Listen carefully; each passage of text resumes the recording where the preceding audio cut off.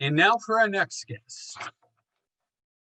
If you take a look at our next guest's Facebook page, the first thing you'll notice is a bright rainbow colored sweatshirt and a smile just as bright.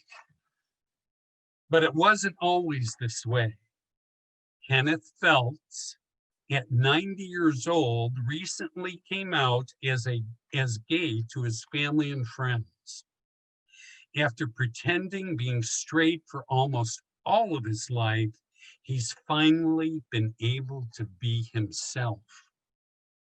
Kenneth Felts never planned to come out. He planned to take his secret to the grave, but while isolated during the coronavirus pandemic, Felts began working on his autobiography, which brought back a flood of memories. And then he told his daughter, please welcome Kenneth Felts. I've had the opportunity to talk with him on the phone, and he is hilarious, very witty. He will tell you part of his story. But then, if you have questions for Kenneth, please ask the questions after he's done. Please welcome Kenneth Felts.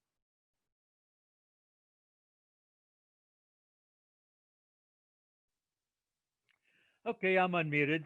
Hello, everybody. This is quite a pleasure to talk to a group, and what I've heard so far has really been interesting, and it has hit on spots that I have a lot of concern about, which is the youth who are coming out. I think I can start with just reading you the introduction to my memoirs, and then I'll fill it in some material after that. But at 90 years of age, eternity is whispering, no, loudly calling my name to enter the great black abyss. And as the end of my life approaches, I am finally able to proudly proclaim I am gay. A long time ago, when I first was aware that my lifetime erotic designation would be homosexual, I quickly buried that knowledge deep down inside myself and concealed it to the depths of my being. And I never dared to disclose the true identity to another person. Why did I decide to finally come out of the world to now, not back when it would have made a difference? Because at that time, had I chosen to announce that I was gay, I would have been had to contend with the scorn and derisions of the society around me, to be labeled a pervert or deviant and be marginalized as a less than human subspecies in a non accepting society and culture. I thought I would be hated and disrespected, and I felt I did not have the courage to battle all the prejudice and disparagements I believed my culture would have heaped upon me. I adopted this persona of straight because I did not think I had any other choice. Thus, when I was so much younger, choosing to be straight was exceedingly less difficult and less had the blessings of society. Consequently, I accepted my straight facade. My internal opposite life companion, my gayness, was relegated to the closet. Then again, I have no right to say I am gay. I have never participated in any marches or protests or organizations that promoted gay rights. I never lived with the gay community, shared in their communal activities, nor joined their support groups to promote equality. I had never felt the pain of being confronted because of the lifestyle I chose. I never lived in the fear that I would be arrested or assaulted because I openly revealed my sexuality. I have no visual scars or bruises to prove that I joined the skirmishes to protest or promote gay rights. I didn't choose to be gay. I only have the right to say I am gay because I was born this way. So much for a lifetime of denial and rejection of who I was, who I am. The gay movement consumed the youth who embraced it, but I stood on the sidelines and watched it pass by. Most of my life, I have been in combat with my gay side, never winning even the smallest skirmish. Too late in life, I became aware that those who really love you will welcome your efforts to let them know who you really are, and they will love you unconditionally. So, at age 90, I came out, but what I was doing was trying to rid myself of memories, deep memories. A year ago at this time, I was battling cancer, going through chemotherapy treatments. I had been hospitalized twice, and I did not expect to be living much longer. The last time the doctor sent me to the hospital, it was I really thought that I would never come out again. But I continued with the treatments until I decided one day that living life would be better than living with this chemo treatment. So I stopped the treatment. Fortunately, the treatment had already worked, and I was cancer free at that time. And so I was still home and isolated. Then the virus started. I was isolated again. So I had had a personal trainer for 5 years who was gay, and he and I had gotten along well, although I'd never come out even to him. But he had often encouraged me to write my life story because that's what I had told him he thought would be interesting.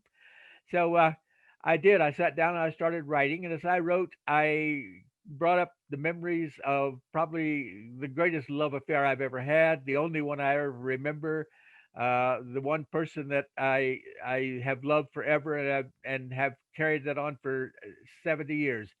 But I was sad one day, and she came to visit me and said, "Why are you sad, Dad?" I said, "Because I should never have left Philip." And when she heard that, she said, "Who is Philip? What do you mean?" Because you never heard it before.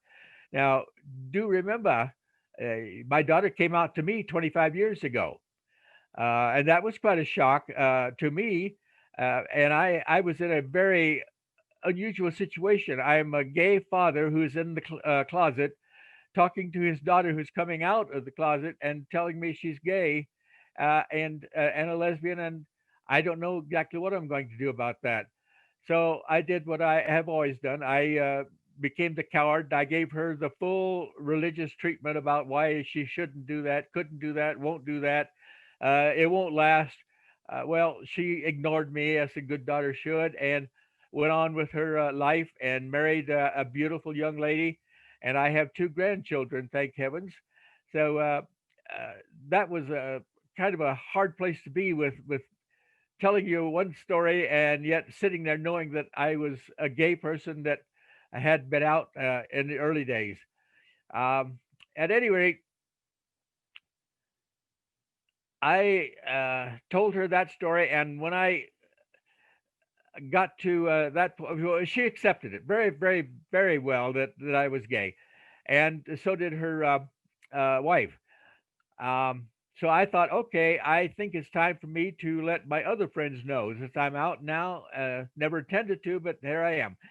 So I posted a little article on my Facebook, which I thought was going to be to my friends, and unfortunately, it hit the wrong button and it became to the public all over the world. Um, the Denver Post somehow got a hold of the story and they wrote up a two-page color article on it, and that was picked up by the Oregon newspaper, Portland, Oregon. And from that, I started getting calls from various TV stations wanting to interview me, and so I was with Anderson Cooper and Oprah, and I don't know, I just can't believe at 30 or 40 different stations throughout the world. The one station in BBC told me after the show, I got a letter from the producer 2 or 3 weeks later that it had been the show of the week and it had garnered 1.4 million responses. I couldn't believe it. But that's I just can't conceive of that number. And when you multiply that by programs around the world, I know that my story has touched a large number of people, and that started giving me responses. People looked me up and wanted to talk to me, wanted to see me, wanted to be my friend. I was getting up to 200 messages a day that I was trying to manage. And as a matter of fact, I still have about 135 requests that I have been going through slowly, one at a time, trying to respond to them. But the story was out all over the world, and I've just been living with it since then. The story that really is the heart of the story is my time with Philip, because I was born in a very conservative Christian religious town, Dodge City, Kansas, 1930. My father worked for the railroad, and we were moved about every 2 years. So we went from Dodge City to Raton to Belen to Albuquerque to Winslow and back to Dodge City. And because we were moving every 2 years or so, I never stopped to make friends because it was so hard to say goodbye when I knew we'd be moving again. So I was kind of an introvert throughout that period. At age 12, we were in Raton, New Mexico. I'm sorry, Belen, New Mexico, which is a Mexican village with adobe houses. And one of my classmates then invited me home for an overnight, which I accepted. And in those days, in 1942 or 43, houses in Belen were adobe, and there was no central heat. The heat was come from a stove in the middle of the main room, and the doors of the other rooms would be opened so that the heat would generate. The generator would float around through the rooms. We went to bed. We got on our each on our own side of the bed. We undressed into our underwear. We got into bed. As the night went on, the heat, of course, grew less and less, and we just moved in towards each other. And pretty soon, we were very close together. Uh, so we found out some things about our anatomy that we hadn't really been too aware of before. Under here, we were in very close quarters now, and so that went on for a while. And then all of a sudden, of course, my father gets transferred again, and we're off to um, Winslow, Arizona. But at that point, I had to make a decision and I don't even remember the young man's name, but I had to make a decision what I'm going to do about this gay activity of mine, which my church tells me is so wrong, and I had uh, to make a decision. So it was either uh, talk to other people about it, or what I did was to hide it, to simply bury it. And I had no intention of ever giving it up. I mean, the first experience was phenomenal. So uh, that's how I got through. We're up to back to Kansas then, but I went through high school then in Dodge City, and then it was 1950, time for the Korean War. I was not going to be drafted into the army, so I joined the Navy. I went to California, spent the 4 years in the Navy, was in on a minesweeper in North Korea during many battles. Lots of pictures I have of the cannon fire from the shore landing all around our ship. And in that war, only five minesweepers were the only ships lost in the war. So we were the front line. We had to go into the beaches before a landing crew could go in and sweep the beaches clear of mines.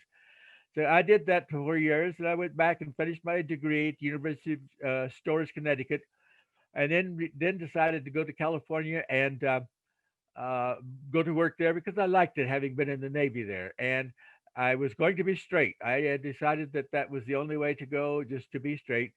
I found employment with a place called Retail Credit Company. That's an insurance investigator. Uh, One of the young men in the group came to my desk after a few days and offered to help me fill out the forms that are required. I was still straight as far as I knew he was straight, but we really hit it off, and we started having coffee, and we started meeting before work and things like that. And eventually, then I was invited to his house, and I had dinner one night with them. He lived with his sister and her daughter, but we just it just it was a case of love at first sight. I Even though I was doing my best to be straight, I just couldn't resist him. It wasn't long before we had really figured out that we were both gay, and it took me till my lease ran out of my apartment. I moved in with him, and so for a year and a half, Philip and I had a life together which was like no other, and has never been replicated in my life. Will never will be. It's a memory that has lasted me for almost 90 years or 70 years from then. But anyway, I could read a little bit about that section. because I think it's kind of the heart of the book. Uh, so it says, as Philip and I got to know each other even more intimately, our inhibitions melted into the background, and we could be freer with each other when alone, free to express our love, free to express with pleasure, free to exchange kisses on the sly. Philip was the guide, I was the apprentice in this strange new world in which we were both novices. He was my leader. It was my first journey. I had no awareness of the heights we would reach, the joys we would experience, or the closeness we would feel with each passing day. Strange and wonderful sensations never before felt by me erupted throughout my body like an exploding volcano. That was, you know, weeks and months then we were together, and then the really crux of the thing that this tore us apart. Um, one one Saturday night in Bellflower, California, where he lived, actually where we lived at the time, we had a very intense emotional sexual experience. Um, and the next day we went to church. He was a in the choir, and I was in the pews. And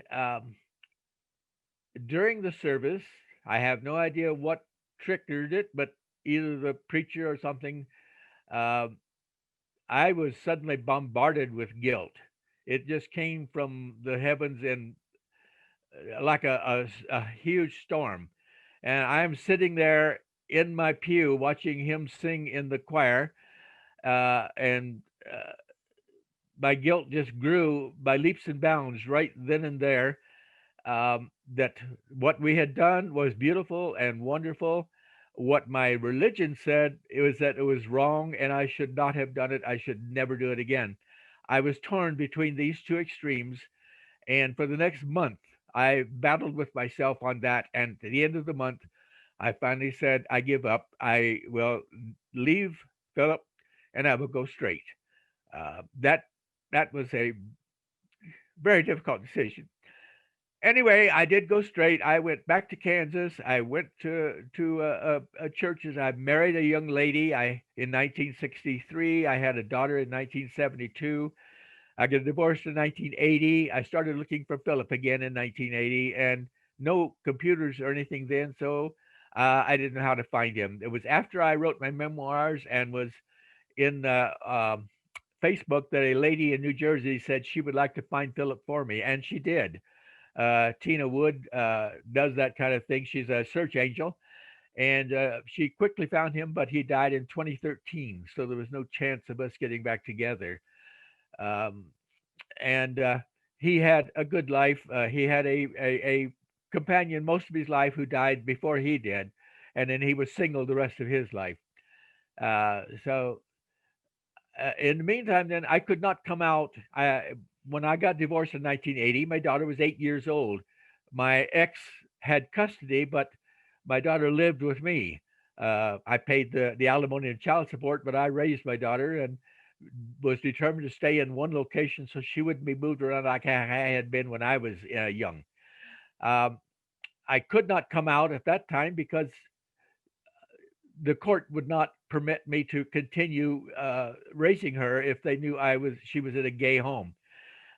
So I did not come out during the time she was in school, grade school, elementary school, high school, and college. Um, it was not um, after that. I just felt it was no need or no reason to come out. I had no relationships. I had not had any companions or any friends who were gay, and I just hadn't given it much thought. So I was straight right up to the point where I pretty much ex- uh, opened myself up to everybody. Uh, since then, like I said, after the shows, I began getting letters. Lots of people wanted to come and meet me, to be with me, to marry me. I had a number of proposals, um, but the only one that really worked out was the young man that I am currently with. We're together. He is local, and he wrote me a letter saying that he would really like to meet me. Very unusual for me to do it, but I said I liked his picture anyway, and so I called him and we set up a dinner engagement on a Friday night at a Asian restaurant in Amigos, and I met him there. We were both with masks on, so we didn't get to see each other. Then we were seated. We had our mask on until the salad was served. Then we had a little quick ceremony, and we removed our masks. Apparently, it didn't frighten either one of us because neither one of us ran off screaming.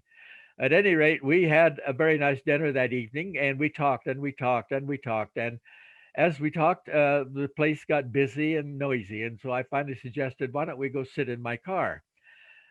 We went out and did that. And after we got in the car a short time, he reached over and took my hand and he held it. And I didn't pull it back. Um, we we uh, we stayed there for probably another hour talking, and I said something like, "I think it's time for me to go home." And he said, "Okay," and that was about it. And he got out of the car. He turned around about 2 minutes later and came back and knocked on the window. And says, "I left my phone." He opened the door and reached in and got his phone. And while his head was in the door, he said, "Shall I follow you home?" Well, what more did I need? Of course. He followed me home, and this was Saturday night, and we talked most of the night, and he went home, but he came back the next day, and we've been seeing each other since then, and he's been become very close to me, and he's slowly moving in, as it were. So John and I, and I guess the thing that shocks most people is that I'm 90, which everybody knows. They can see it at when they look at me, but he's 31, and he looks younger, and he is very into old people, at least to me. And we just hit it off so perfect. He's kind of become my personal trainer now, and supervises my mile walk a day and the bicycle 45 minutes to an hour and a half, other exercises we do, and we're we're just we're just I'm as happy as I've been. So I've been from the heights back when I was with Philip, down to the pits when I was had cancer and I thought I was going to die, back up to the heights of the mountains again. Now with I'm with John, um, and we'll celebrate our 3 months this coming Saturday with a special dinner. Anybody have any questions? You're an amazing person, Kenneth. I know there have been a couple of times when I spoke on the phone with you, and you're very witty and an inspiration. So, does anybody have any questions? You could unmute your mic and ask him a question. He likes them. Oh, No? Oh, come on. I Um, that's have all right. a question. This is Ron, but I'm amazed. You are an incredible human being, and we all missed out on having you make a bigger contribution to life. Ah, But so glad you're happy now. I am happiest I've been in many, many years. Thank you. what's amazing to me is the short period of time that you have been out, how many people you've touched. I've had quite a number of letters from individuals telling me that based on what they heard from me, they have come out. I've had a number of calls from young men or others who, mostly men, who were thinking of coming out and asked me, what they should do. Well, I can't tell them what to do. I can recommend, however, that the first thing they do is build up a reserve of people that they can turn to in case things don't go as well as they thought they would with their parents or others. And so just don't jump right into it, but make some plans for it so that if it doesn't turn out right, you won't get lost in the shuffle. I really feel terribly for young people who are coming out today. It was different kind of problem back in the 50s and 60s when I was thinking of coming out. In California, it was illegal totally. You could not be gay. If you got arrested for any such behavior, 6 months in the county jail, 6 months if you got rearrested a second time, they would send you to the penitentiary. The penitentiary gave you two choices of cure. You could have a lobotomy, you could have a castration, and that was it for California. And I did not want to come out into that kind of an atmosphere. So I had reasons to stay in the closet that I thought were valid for me. But today's youth face a different thing. They have to face their parent, and they sometimes forget that the parents have spent a lifetime building up to that child's future, that they have plans, they are looking forward to the child's marriage, the child's to grandchildren, to jobs, to other things. And so the parents don't, I mean, it's difficult for them to give up all of their dreams to fulfill the child's dreams. And so the two clash quite often. And it sometimes takes a long time for them to reconcile the two different views. But children need to know that there is a possibility that they're going to be rejected. And so they need to something to fall back on if that happens. And that's why we have groups like here in Denver, we have the Center for LGBT, and they have a Rainbow Alley section just for youth, where they can go and, well, now they can't, but they can talk to people. Quick I have a question question. for you. Go ahead. How, if at all, have you reconciled your faith? At first, I gave it up totally because I was in the church. I was leader of the groups. I was on the staff, things like that, and so I was pretty deep into it. Finally, I slowly began to examine it, and I that thing between faith and belief that I had was not based on fact. It was based on other people's statements. And I didn't know that because I had brought up the other way around. I sunk to the bottom and quit everything, quit the church and so forth. Then I got with a friend who kind of had some of the same feelings, but his feeling was that the church had been hijacked the by the organized religion today had hijacked the real church. And we set out on a Bible study, and we've come to our own conclusions about the things that are in there. So I have a faith of sorts. I have a faith definitely of a being and so forth, but I don't have much on Paul's Christianity.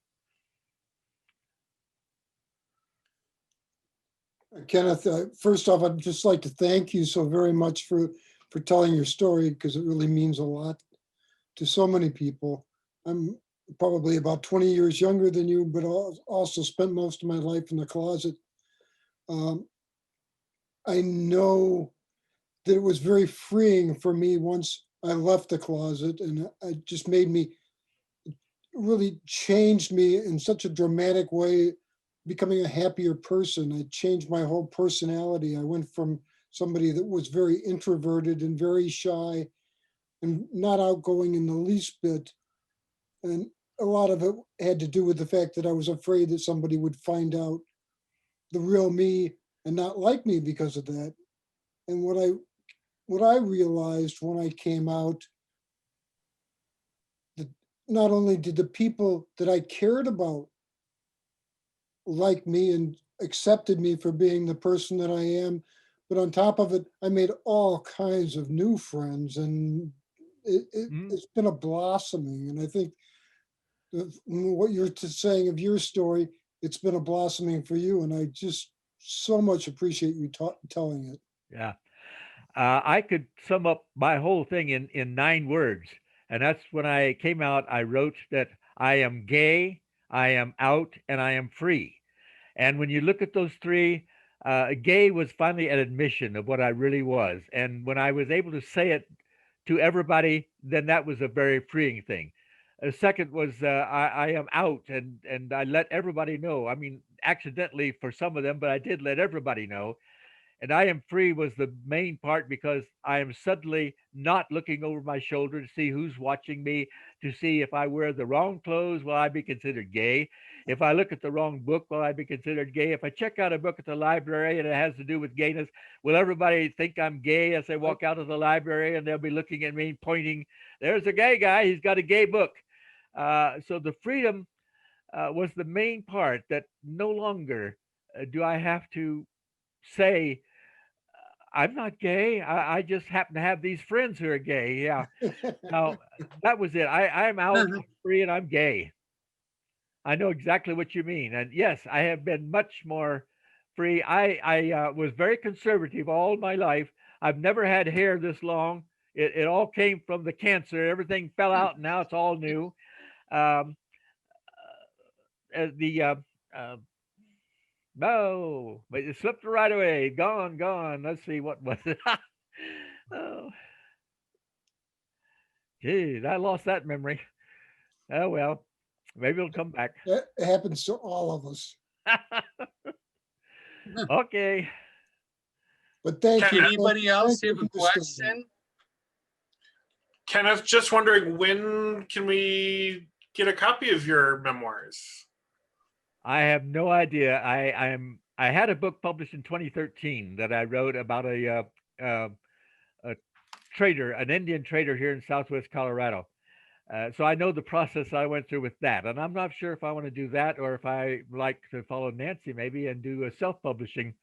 My problem is not so much the self-publishing; it's the distribution. I don't know how one would get that on the market so that other people it would be available to other people. That's what I'm having to look at now. But the lawyer who is doing my editing right now is probably going to have some information about that for me when I talk to her again. Awesome. I can't wait to read it. Thank you so much. You're welcome.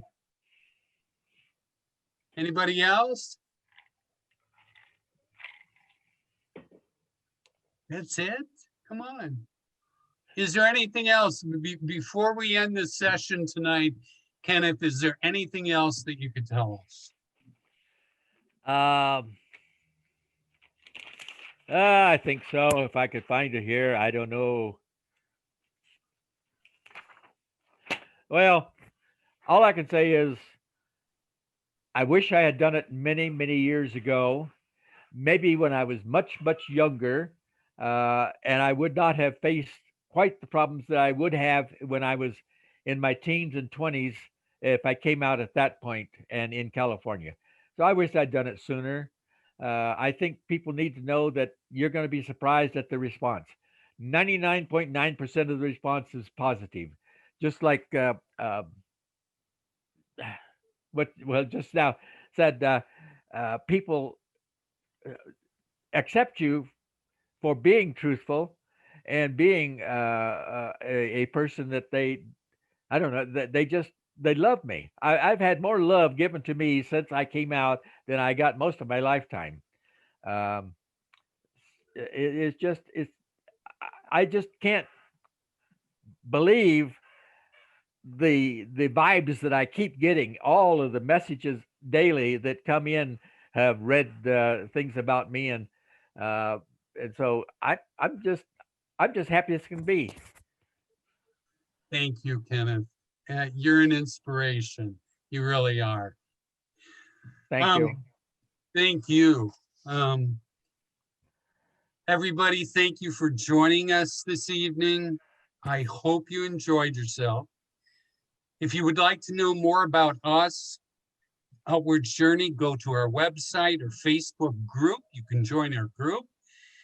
If you'd like to help us out by making a donation or volunteering, go to our website, outwardsjourney.org, and that's out, WORDS, .org, Outwards Journey. We will see you next month, Tuesday, Friday the 9th, for our Black History Month storytelling event. Thank you very much. And all of the speakers, thank you. You were amazing tonight. Thank you.